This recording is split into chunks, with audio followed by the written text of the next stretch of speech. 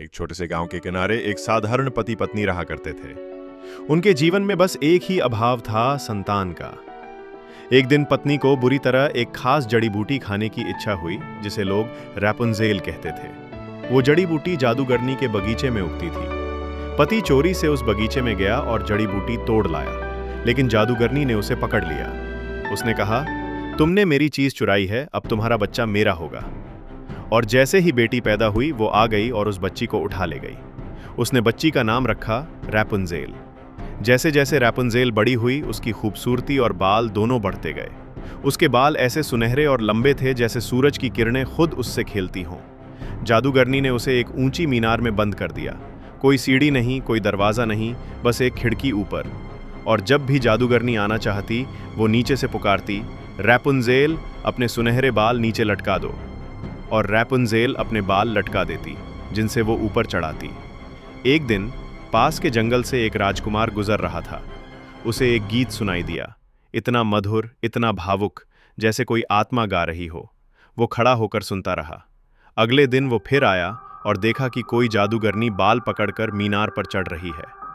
अगली शाम वो खुद बोला, रैपुंजेल, अपने सुनहरे बाल नीचे लटका दो।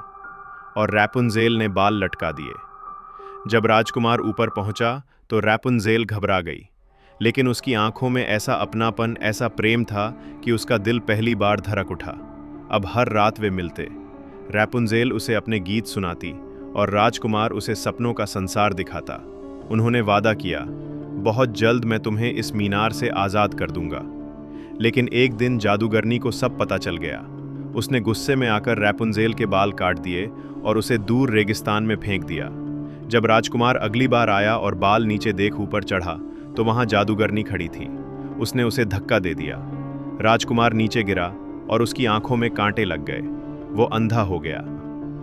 वर्षों तक वो भटकता रहा, जंगलों, नदियों, पहाड़ों के पार, उस आवाज की तलाश में जिसने उसे पहली बार जीने का एहसास दिलाया था। और फिर एक दिन रेगिस्तान की रेत में वही गीत गूंजा, वही आवाज रैपुंजेल की। राजकुमार उसकी ओर दौड़ा। वो रो रही थी। उसके आंसू राजकुमार की आंखों पर गिरे और चमत्कार हो गया। वो फिर से देखने लगा। रैपुंजेल और राजकुमार गले मिले, जैसे दो आत्माएं वर्षों बाद एक हुई हों। वे अपने राज्य लौटे और धूमधाम से विवाह किया। अब रैपुंजेल केवल सुंदर नहीं थी, वो उस प्रेम की रानी बनी जिसने बंधन तोड़े, अंधकार को मिटाया और दुनिया को दिखाया कि सच्चा प्रेम ना ही दीवारों में कैद होता है, ना अंधकार से डरता है। वो आता है चुपचाप, लेकिन जब आता है तो जीवन को जादू बना देता है।